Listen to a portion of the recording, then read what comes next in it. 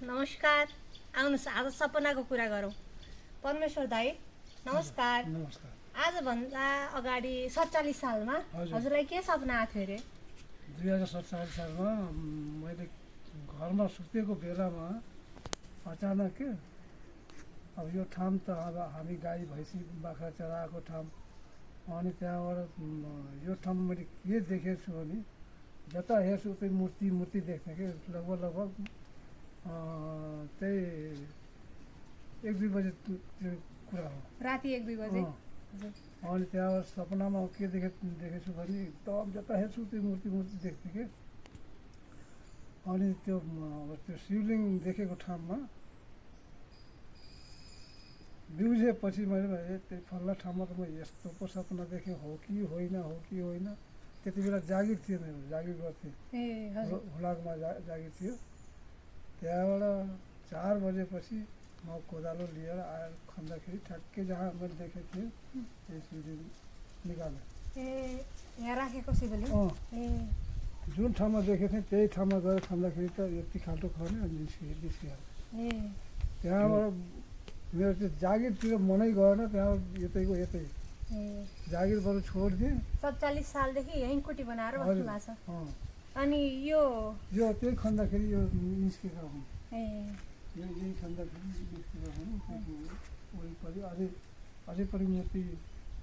अनि शिवलिङ्ग निकालेपछि अनि त्यसलाई स्थापना गर्नु पर्यो होला? पहिला 3टा मूर्ति निकाल्ने, हजुर, यहाँ राखेँ। हजुर। अनि त्यहाँबाट पूजा त दिनदिनै म गर्थेँ, तर अब यहाँ बसोबास भएन, घरै गएर सुत्थेँ, फेरि बिहान आएर पूजा गर्थेँ। पछि 2टा मूर्ति जब हराएपछि त्यहाँबाट म यहीँ बस्न लाग्यो। रुखको तल पनि बसेँ, माथि 1 महिना जति त्यहाँ बसेँ। अनि त्यसपछि चाहिँ पानीको अलिकति असुविधा भयो, अनि त्यहाँबाट यो रुखको तल बसेँ। अनि गर्दै सानो यही ठाउँमा झुपडी बनाएँ। त्यो पनि बर्खामा जम्मै धमिलो लाग्ने के गर्ने, त्यो आगोको रापले मात्रै बस्ने, सब माटो हुन्थ्यो। त्यहाँ त्यही पनि मैले छोडेन। अब यस्तो देख्दाखेरि त जागिर बरु छोडिदिएँ, यो छोड्न सकेन। त्यसपछि हजुर यतै? त्यसपछि यतैको यतै अब अझैसम्म यही छु, यही मन्दिरमा। सोध ल, पुरानो भनेको जुन निकालेको थियो त्यो हो के? ल म सोध्छु ल। रेडी? हजुरले जहाँबाट खन्नु भएको थियो नि त्यो ठाउँ यही हो? होइन, माथि हो के, भनेको खास गरी माथि हो। हजुर। माथिबाट निकालेर यहाँ ल्याएर थप्न गरेको, त्यो व्यवस्था नभएर अनि यहाँ ल्याएर थप्न। यो पालाको ऋषिरामले ल व्यवस्था भएन, म सानो मन्दिर गराइदिन्छु भने। ऋषिरामले? त्यही भएर ऋषि कुटी रह्यो? ऋषिकुटी होइन, ऋषिराम पौडेल क्या, यहाँ पालडाँडाको। यो ठाउँको नाम चाहिँ ऋषि होइन, यो ठाउँको नाम त कञ्चनगढी हो क्या। कञ्चनगढी, खास गरी कञ्चनगढी। पहिला बुढापाकाहरू पनि भन्थे कञ्चनगढी यही हो, कञ्चनगढी यही हो भन्न। साँच्ची रहेछ, यही नै रहेछ। र यो ऋषिरामले बनाएपछि अलिक व्यवस्थित भयो, मान्छेहरू आउँछन्। हजुर आउँछन्। अब अहिले यही चुनावको उसले गर्दाखेरि अब मान्छे आउजाउ बन्दैछ। अब मेरो कहानी यही नै हो। अब त्यहाँबाट कति वर्ष हुनुभयो हजुर? म अहिले 68 वर्ष। 68 वर्ष? हजुर। घर चाहिँ कहाँ थियो पहिला? यही मेरो जन्मभूमि खजुरा हो। खजुरा? अनि अहिले यहाँ परिवारसँग बस्नुहुन्छ? परिवार छैन, परिवार बितेको अहिले 9 वर्ष भयो। अनि म एक्लै बस्छु, छोरा बुहारी घर बस्छन्। सब छोडेर दिनु कमाउ खाऊ, मलाई छोड। अनि एकचोटि ल।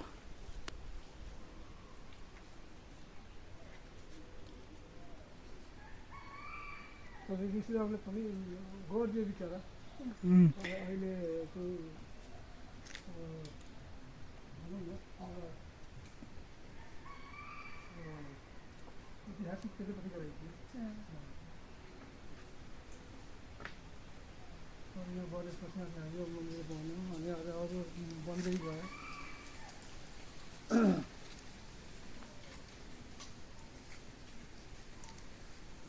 यिनीहरू किनेर ल्याएको हो, त्यही ऋषिरामले किनेर ल्याएको हो। शिवलिङ्ग यहीँ निस्केको हो। अनि यो ढुङ्गाहरू सब यहीँ काम अहिले त्यहाँ कति छ त्यहाँ त तत्त्व विभागले आयो भन्यो जब तपाईँ केही नगर्नुहोस् हामी अब कसरी हुन्छ अब कम्प्युटरले हेरेर हुन्छ कि अब यहाँ चाहिँ अब उत्खनन नगरिकन त्यहाँ माथि बढाउनु मिल्दैन भनेर भन्नु त्यहाँले एकदम तपाईँ केही नगर्नुहोस् हामी जे गर्छ हामी गर्छ भनेर भनेको तत्त्व विभागले अब कहिले आउँछ थाहा छैन। अनि अब हजुरलाई यो ठाउँलाई प्रवर्धन गर्नलाई अब केन्द्रीय तवरबाट यार के भन्छ स्थानीय नगरपालिकाले के गरिदियो हुन्छ जस्तो लाग्छ हजुरलाई? अब म त अब भनौँ न अझैसम्म मेरो लागि केही व्यवस्था छैन। अब भगवान्ले दिए खाने हो नभए चुप लागेर बस्ने हो, म त्यो तरिकाले चलिरहेको छु। तर उनको कृपाले भनौँ न अब लगभग केही न केही चाहिँ व्यवस्थित गरिदिनु पर्ने हो। अब खान त पऱ्यो, जसरी पनि खान त पऱ्यो। तर त्यो मैले अझै पनि एकदम के गरे चाहिँ निराश त भएको छैन। तर म आश गरेर बसेछु एक दिन पक्कै हुन्छ भनेर मैले धेरै आश गरेर बसेको हो। अब गरोस् नगरोस् अब नगरपालिका यतिसम्म गराइदियो त्यति मलाई खुसी लागेको छ कि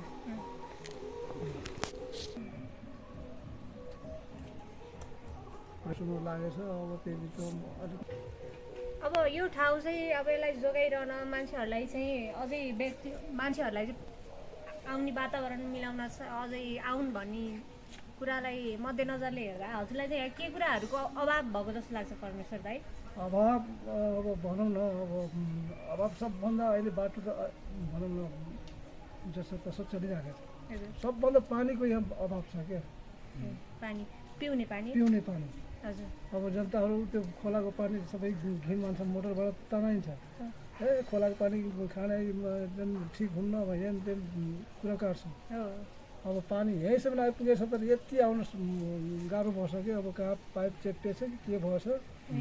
त्यो अस्ति पानीवाला आएको थियो, यो समिति यति त समितिले हेर्न पर्ने हो भनेर भन्छ के अरे। अब समितिले अब के गर्छ अब थाहा छैन। यता माथि पनि जाने ठाउँ रहेछ है, त्यहाँ चाहिँ अलि फोहोरहरू पनि रहेछ, डस्टबिनहरू पनि अलि नभएको हो क्या। डस्टबिन पनि छैन के, डस्टबिन पनि छैन। अस्ति के अरे गाली गर्दा त त्यो सिमेन्टको चाहिँ रिङ ल्याएर तल 2टा कि 3टा राखेको छ। अनि डस्टबिन एउटा यो भन्दा त्यो भ्यालका छ त्यो डस्टबिन। अब यहाँ चाहिँ उतापट्टि पुरै व्यवस्था गर्न छ डस्टबिनको। डस्टबिन चाहिन्छ, सर्लक्कै चाहिएको छ क्या।